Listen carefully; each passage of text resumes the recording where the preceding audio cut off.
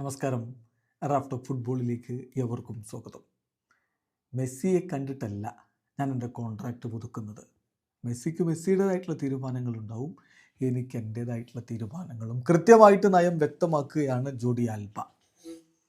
ഇപ്പോൾ club world കപ്പിൻ്റെ round of 16 Inter Miami തോറ്റു പുറത്തായി, ശരിയാണ്. പക്ഷേ അവർ MLS വലിയ പ്രതീക്ഷയോടുകൂടിയാണ് മുന്നോട്ട് പോയിക്കൊണ്ടിരിക്കുന്നത്. ലിയോ മെസ്സിയുടെ കോൺട്രാക്റ്റ് ഇതുവരെ പുതുക്കപ്പെട്ടിട്ടില്ല, പുതുക്കുമെന്നാണ് കരുതുന്നത്. അതേസമയം ആൽബ കോൺട്രാക്റ്റ് പുതുക്കിയിട്ടുമുണ്ട്. അപ്പോൾ അതാണ് അദ്ദേഹത്തോടുള്ള ചോദ്യം. നിങ്ങളെപ്പോലെ ലിയോ മെസ്സി മയാമിയിൽ തുടരുമെന്ന് കരുതുന്നുണ്ടോ? അദ്ദേഹം അടുത്ത വേൾഡ് കപ്പിന് വേണ്ടി പ്രിപ്പയർ ചെയ്യുകയാണോ? അപ്പോൾ മറുപടി വരുന്നത്, ജോർഡി ആൽബയുടെ മറുപടി, ഞാൻ കോൺട്രാക്റ്റ് റിന്യൂ ചെയ്തത് മെസ്സി കാരണമല്ല.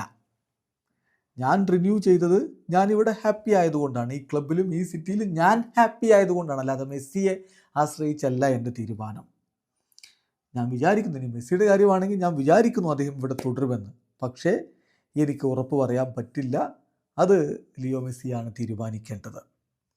അദ്ദേഹം ഇവിടെ തുടരാതിരിക്കാനുള്ള, ഇവിടം വിട്ടു പോകാനുള്ള ഒരു കാരണവും ഞാനിപ്പോൾ കാണുന്നില്ല.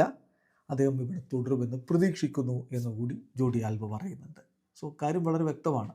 മെസ്സിയുടെ സുഹൃത്തുക്കളാണ് ജോർഡി ആൽബയും സെർജിയോ ബുസ്കറ്റ്സും ലൂയിസ് സുവാരസും ഹാവിർ മഷ്രാനോയും ഒക്കെ. പക്ഷേ മെസ്സിയുണ്ട്, മെസ്സിയെ ആശ്രയിച്ചാണ് അവരൊക്കെ അവിടെ നിൽക്കുന്നത് എന്ന് പറഞ്ഞാൽ അത് ശരിയല്ലല്ലോ. അതാണ് ജോർഡി ആൽബ വ്യക്തമാക്കുന്നത്. ഞാൻ എൻ്റെ കോൺട്രാക്റ്റ് റിന്യൂ ചെയ്തത് ഇവിടെ മെസ്സി ഉണ്ട് എന്നുള്ളത് കൊണ്ടല്ല, അദ്ദേഹത്തെ കണ്ടിട്ടല്ല എൻ്റെ തീരുമാനം.